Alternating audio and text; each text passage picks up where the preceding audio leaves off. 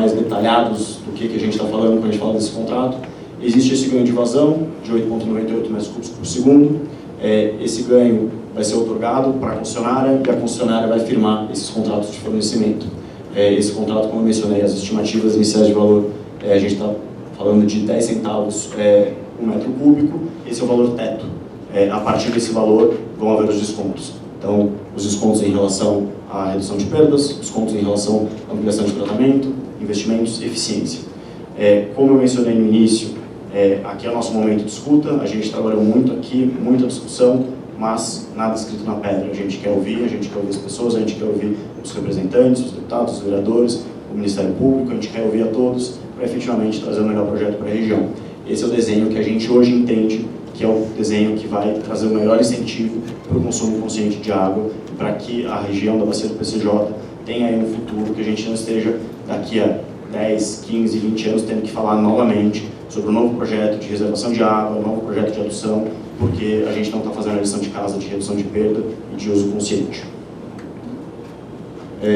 Então, aqui acho que falando só da distribuição dessa vazão adicional, a gente está trabalhando esse projeto, ele vem com base num estudo anterior, feito pela antigo DAE, atualmente SP Águas, foi muito discutido com os municípios aqui da região, um estudo muito avançado, que o time da Cobrap, uma consultoria bastante qualificada, fez para o Estado. A gente está olhando para todos os abastecimentos e a lógica desse estudo é fazer uma projeção dessa demanda e olhar o que a gente teria que fazer para garantir que a perda de água eu tivesse somente em 2% do tempo.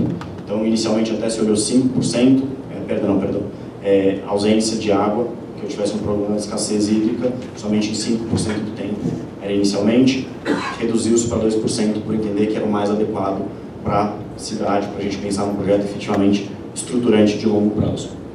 Então, com isso, os municípios vão ter, dentro da lógica desse estudo, uma vazão pré-determinada, os municípios vão ter a prioridade, o abastecimento humano é a prioridade do projeto, eles vão ter a prioridade para contratualizar essas vazões, para contratualizar esse fornecimento de água.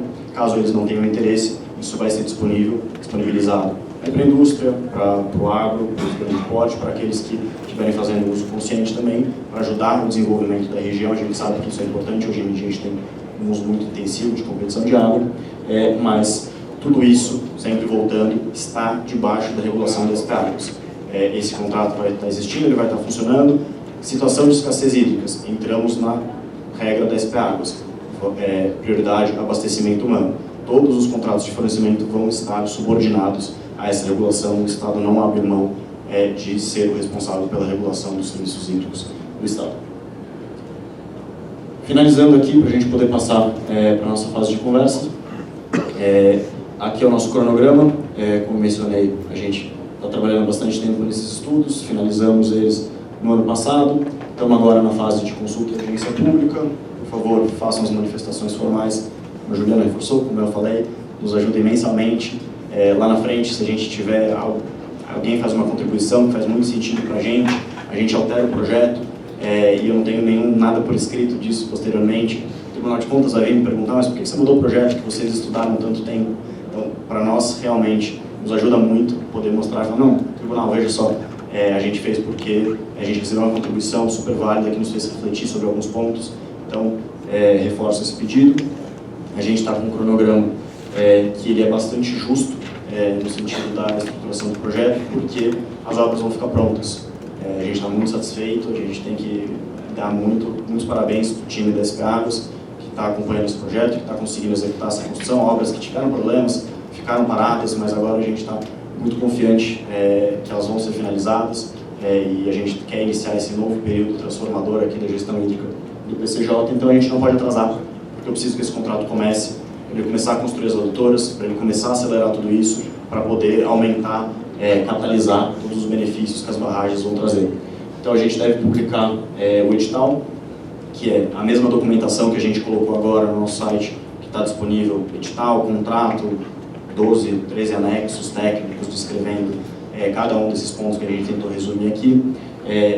Hoje eles estão na versão minutas, ali a gente vai publicar a versão definitiva, e aí a gente espera ter um leilão no terceiro trimestre desse ano para assinar o contrato aí no quarto tri, e aí já começar aquele cronograma que a Juliana e o Felipe mencionaram, de uma fase pré-operacional, onde a concessionária vai fazer todos os planos, vai apresentar para a gente os projetos, e aí ela começa efetivamente a construção.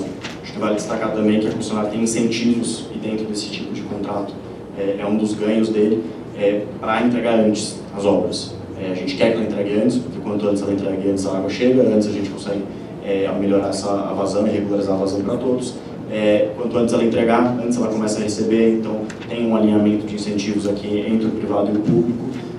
A previsão é aquela que a gente mencionou em 2029, mas existe uma perspectiva de que isso pode ser reduzido. Então, esse é o nosso cronograma hoje, a gente não deve escapar muito dele, com alguma margem aí de alguns meses talvez, mas não escapa porque efetivamente a entrega das obras acaba nos prendendo nesse aspecto. Muito obrigado, agradeço, a gente tentou ser breve para poder efetivamente ouvi-los. Todo esse material está disponível aqui no site, que é um jeito bem feliz de tentar enxergar aqui, mas se vocês colocarem no Google Secretaria de Parcerias e Investimentos, entra no site, tem projetos qualificados, você pode clicar lá, Segurança Hídrica, SAP-PCJ, vai estar lá, e também lá vai ter essa apresentação, vai ter todas as instruções de como contribuir na consulta pública. E é isso, agradeço mais uma vez, obrigado. Nossos agradecimentos à mesa. Antes de iniciarmos as manifestações, nós gostaríamos de registrar e agradecer a presença do prefeito de Amparo, Carlos Alberto Martins, dos vereadores de Amparo, Diogo Canina e Flávio Augusto. Agradecer também à vereadora de Americana, Juliana Soares do Nascimento, e ao vereador de Monte Alegre do Sul, João Basílio. Informamos também que as inscrições para a manifestação oral desta audiência pública estão encerradas. Passamos então às manifestações, iniciando pelas autoridades presentes que se inscreveram para se manifestarem. Convocaremos nominalmente e pedimos para que se atentem aos 3 minutos para fazer a sua manifestação. Lembrando que nós temos 30 pessoas inscritas para se manifestarem, então peço que sejam objetivos nas suas manifestações. Convidamos então para a sua manifestação o deputado estadual Dirceu Dalben.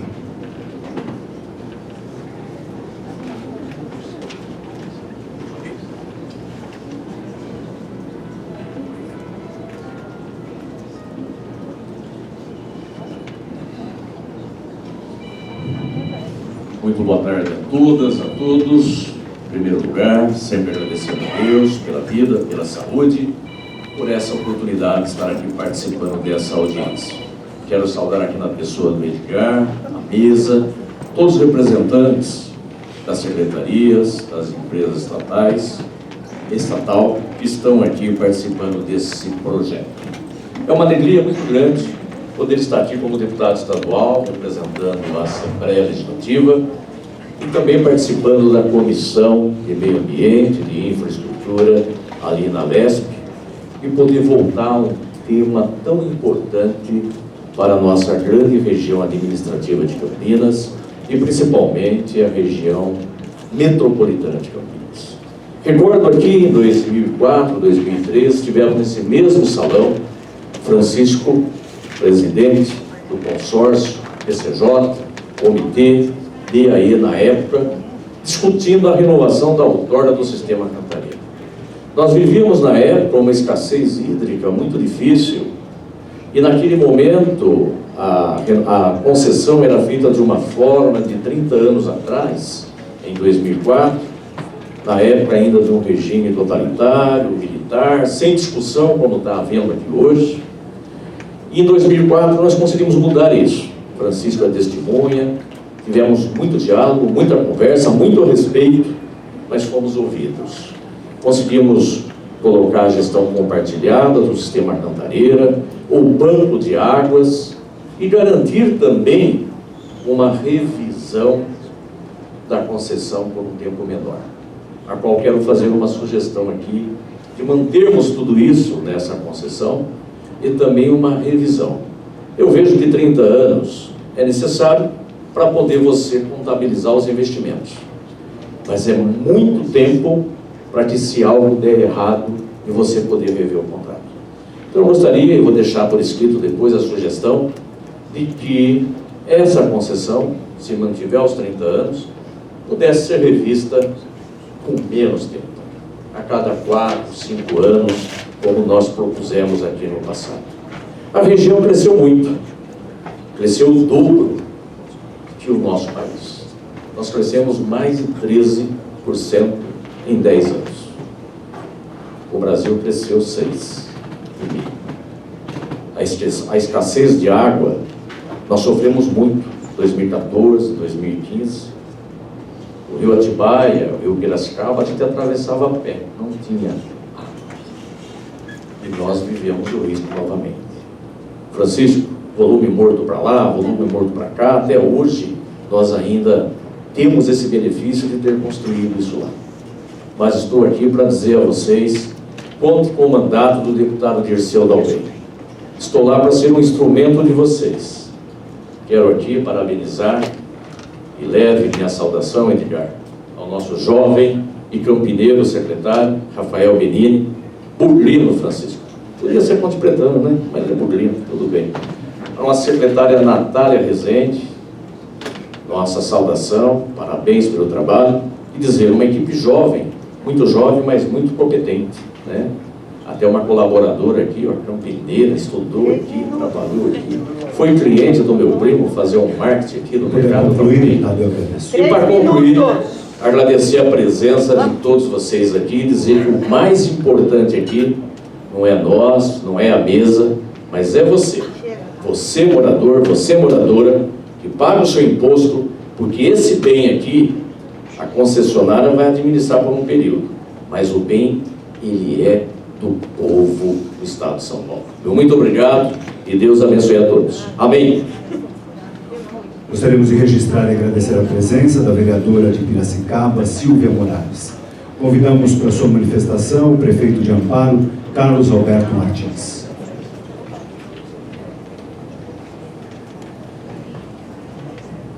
Primeiramente, quero agradecer a mesa, parabéns pela explicação, muito didática, muito boa a explicação, cumprimentar o público presente. E é evidente que Amparo não poderia deixar de participar desta audiência pública, haja vista a represa de Duas Pontes, passos bem acelerados lá na nossa cidade.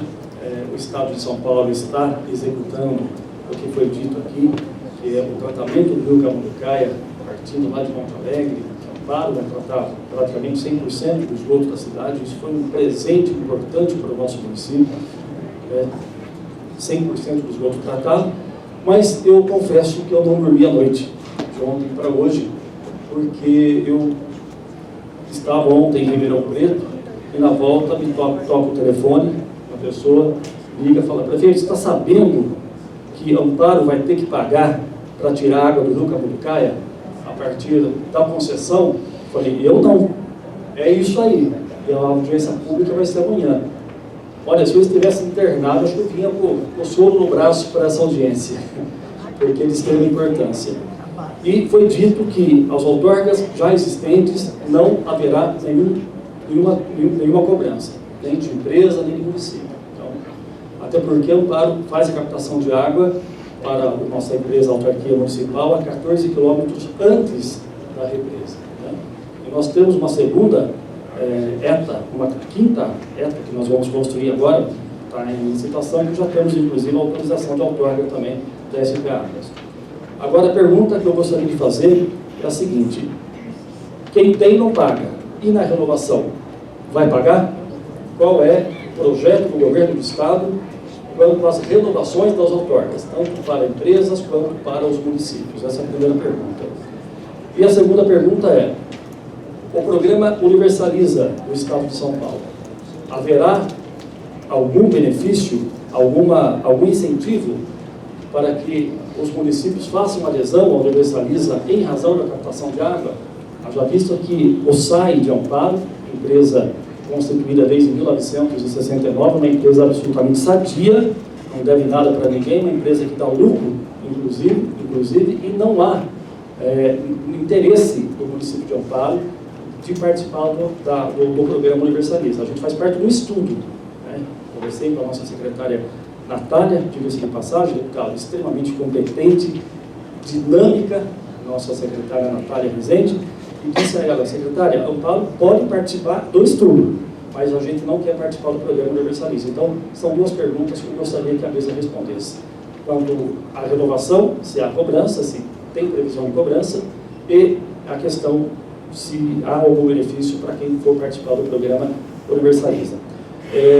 Encerrando aqui a minha participação, eu quero agradecer, deputado, parabéns aí pelas palavras, pelo trabalho do senhor que está sendo realizado, também agradecer aí a mesa pelo trabalho maravilhoso e ao nosso governador Tarcísio, que tem feito um trabalho bem reconhecido em todo o Brasil, aqui no estado de São Paulo. Obrigado. Obrigado, prefeito. Convidamos então para a sua manifestação o vereador de Campinas, Wagner de Mello Romão.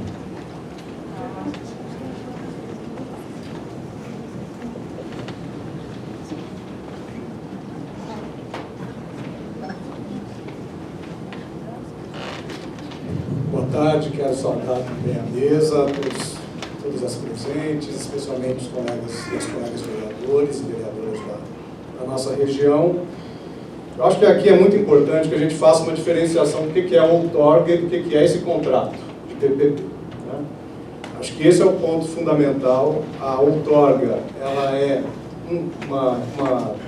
algo que é um elemento precário, né? Algo que o Estado pode, o próprio comitê PCJ pode a qualquer momento rever a questão da outorga. Isso é muito importante, sobretudo em momentos de crise hídrica. A gente está vivendo a possibilidade de uma crise, a gente já está em um momento de grave crise hídrica. Né?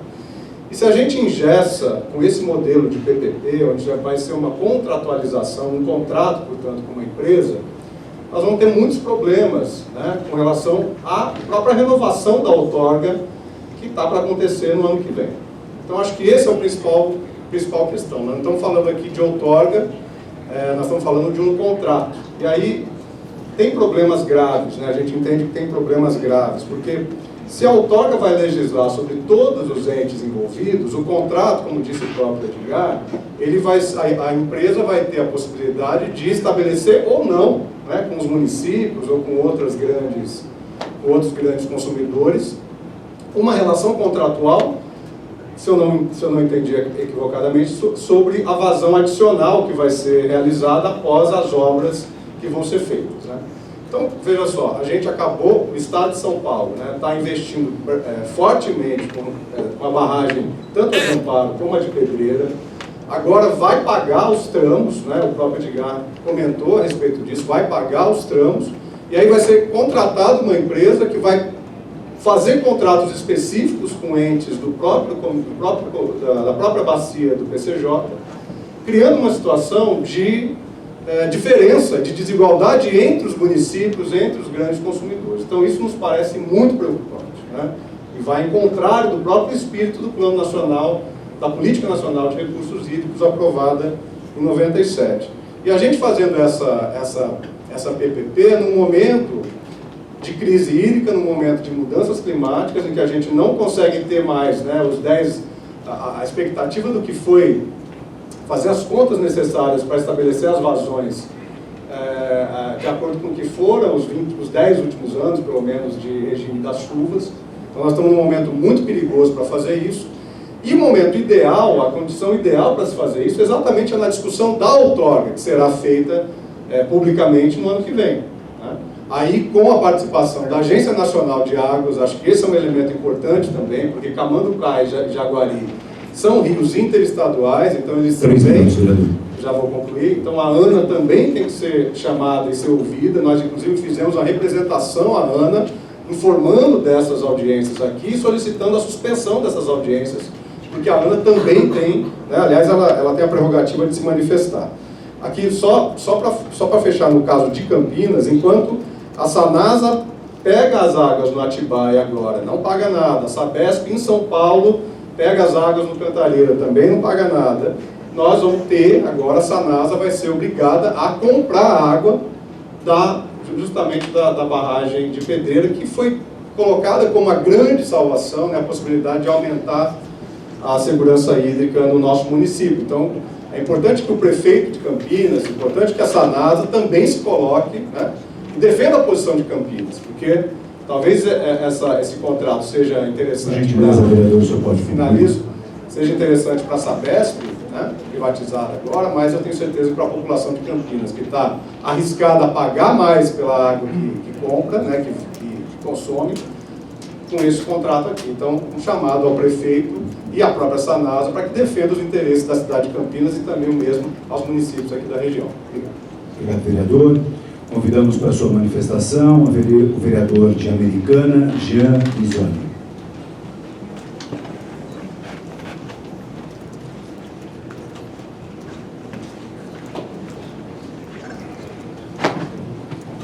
Boa tarde a todos, boa tarde à mesa. Esse assunto é um assunto de extrema importância para a cidade americana. Muitas dos nossos questionamentos já foram levantados aqui por vocês, mas tem algo que é bem específico da nossa cidade. Nossa cidade depende totalmente da captação do rio Piracicaba, hoje de forma integral, e tem um histórico já de dificuldade em época de escassez, né? E nesse último ano, agora 2025, o prefeito Chico Sardelli decretou um estado de emergência na cidade americana, não pela falta de água, mas pela qualidade da água que chegava até a captação de Americana. Isso fez com que tanto o tratamento quanto a distribuição da cidade fosse bem prejudicada, faltando água em diversos bairros e trabalhando muito aí. Então eu queria entender como a PVP pode ajudar nesse cenário para que isso não se repita aí nos próximos anos. É isso. Obrigado. Muito obrigado, vereador. Convidamos para a sua manifestação o vereador de Amparo, Diogo Canina.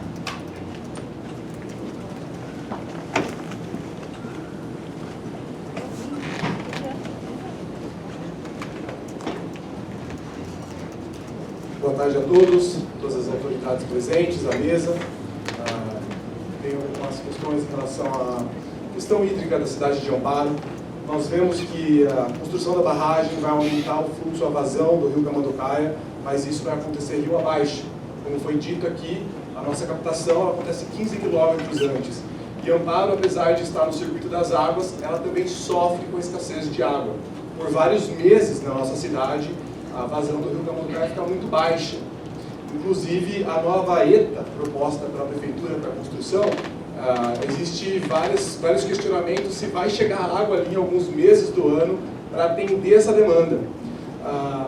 É bom notar também que a grande maioria dos bairros, dos novos loteamentos de Amparo, são construídos através de poço artesiano. Nós temos um bairro lá em Amparo, Portal das Águas, que ele não tem nem 30% ainda de uso dele, né? 70% dos lotes ainda estão disponíveis para construção. E ele é feito o abastecimento de água ali. Existe um estudo que diz que quando tiver 100% lotado, a água do poço não é suficiente. Então, aumenta a vazão, mas aumenta rio abaixo. A minha primeira pergunta é se Amparo vai se beneficiar dessa segurança hídrica proporcionada pela barragem em Duas Pontas da cidade de Amparo. Isso é muito importante para nós. E o segundo ponto que eu quero esclarecer também, porque fica muito ruído na política hoje em dia, e faz parte da política, eu imagino. Agora a questão é a seguinte: o prefeito de Amparo disse que não tem interesse de fazer parte do programa Universaliza São Paulo. Mas então por que inscreveu a cidade de Amparo dentro do estudo? Existiu uma pressão para que a cidade de Amparo fosse retirada desse estudo, como muitas outras cidades sofreram essa pressão e acabaram retirando o nome do estudo. Eu entendo que a pressão do governo do estado de São Paulo é grande, mas se foi dito realmente aqui que Amparo não deve estar, e eu concordo, Amparo não deve estar no programa Universaliza São Paulo, a autarquia do SAI tem um sucesso, ela foi sucateada nos últimos anos, infelizmente, mas é algo de sucesso. A água é um bem público, universal, que traz um pouco ainda de justiça social aqui no Brasil, nas cidades que ainda tem. Muitas outras cidades ao redor do mundo estão voltando do sistema de estatização da água, então essa é uma questão que eu quero esclarecimento, se o fato de ter incluído a cidade no estudo já deixa pelo menos um sinal para o governo do estado de São Paulo, porque do contrário, por que a cidade escreveria a cidade no estudo da Universaliza São Paulo? Muito obrigado. Obrigado, vereador. Convidamos para a sua manifestação o vereador também da cidade de Amparo, Flávio Augusto.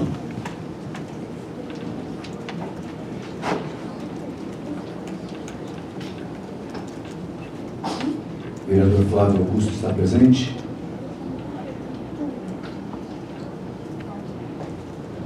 Passamos então para a manifestação da vereadora da Americana, Juliana Soares do Nascimento.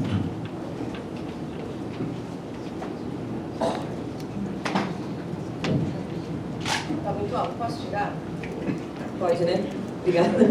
Boa tarde a todos. Queria cumprimentar a todos da mesa, na figura do cá, a todas as autoridades presentes. Eu tenho algumas questões. Esse assunto nos interessa muito. Como falou aqui meu colega, a Americana sofre bastante com a questão da insegurança hídrica.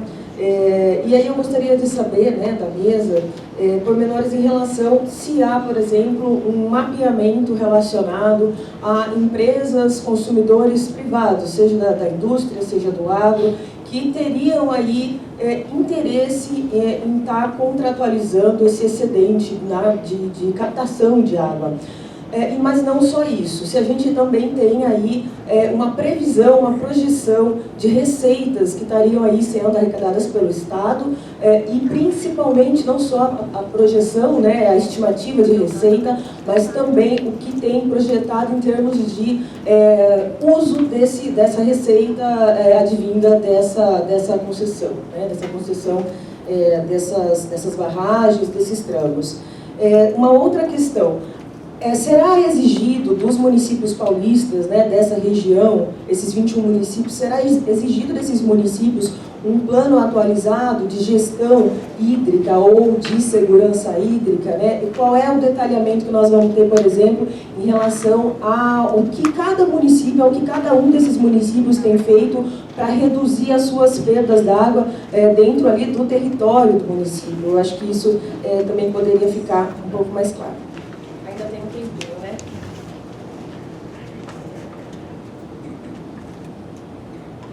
Exatamente, acho que faltam só duas. Existe um percentual limite para esses consumidores privados, porque, como estava bem colocado na apresentação, me parece a prioridade é o consumo humano.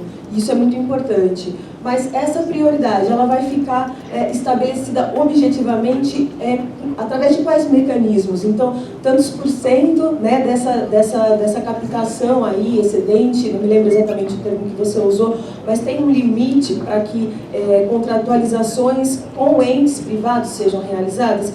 E, por último, eu queria entender se existe alguma... Eu acho que estava ali, me parece que é de responsabilidade da Arcesp, mas existe a previsão de que no contrato a gente tenha objetivamente detalhes a respeito do monitoramento, da fiscalização sobre o funcionamento dessas barragens? Essas são as minhas perguntas e agradeço a exposição.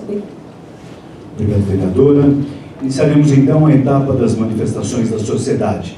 Convocaremos nominalmente, obedecendo à ordem de inscrição, solicitamos para que se atenham aos 3 minutos disponibilizados para a sua manifestação. Convidamos então Daiane Mardegan, da Associação Movimento Resgate o Cambuí.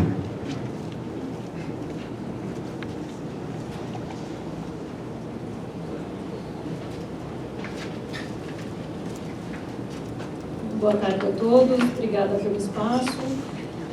Vou tentar ser bem objetiva aqui em algumas questões. A primeira delas, envolvendo mais do ponto de vista de participação popular mesmo para essa discussão, né? A gente está fazendo um processo de audiência pública antes de finalizar a consulta pública. Então, a minha primeira questão finalizada a consulta pública, isso volta para a população, nós vamos discutir isso novamente, nós vamos saber o resultado da consulta pública antes de vocês darem encaminhamentos para as alterações. Então, eu queria entender se a gente vai, de fato, ter participação. O segundo ponto diz respeito à participação da ANA. Os rios onde estão as barragens de Pedreira e Amparo são rios federais, né? A outorga foi concedida pela ANA e eu queria entender onde que ficou a ANA nessa discussão, ou onde ficará, em que momento que ela vai ser chamada, ou se já foi chamada, qual é a participação da ANA nesse ponto, que ao nosso ver é simplesmente indispensável ela ser envolvida. O terceiro ponto, a gente tem algumas discussões, né, em especial algumas associações aqui de Campinas e Pedreira, em relação à segurança não hídrica, mas que, ao nosso ver, é uma questão bem mais prévia, que é a própria segurança da barragem de Pedreira, né? Existe aí uma discussão bem grande em torno desse assunto. Então, eu gostaria de entender de que forma é essa questão da segurança da barragem, não hídrica. Porque para ter segurança hídrica, primeiro a barragem precisa estar em pé. Né? Então, de que forma essa questão está sendo tratada, né, na concessão, como vocês estão vendo esse ponto, o quanto isso vai realmente ser assegurado. E minha última pergunta é em relação ao contrato único. Me causou estranheza, acho que aí é uma questão econômica, não é do meu entendimento, mas me parece que um contrato único, e aí também por um período tão longo, ao meu ver, geraria até um maior risco se a gente tiver uma empresa. Obviamente não vão ser buscadas empresas que gerem risco, mas um contrato único que não seja de repente pulverizado, ele não traz mais risco quando a gente está pensando numa parceria tão a longo prazo? Então são esses meus 4 questionamentos. Obrigada. Muito obrigado. Convidamos para a sua manifestação Ari Vicente Fernandes, do Fórum Socioambiental Campinas.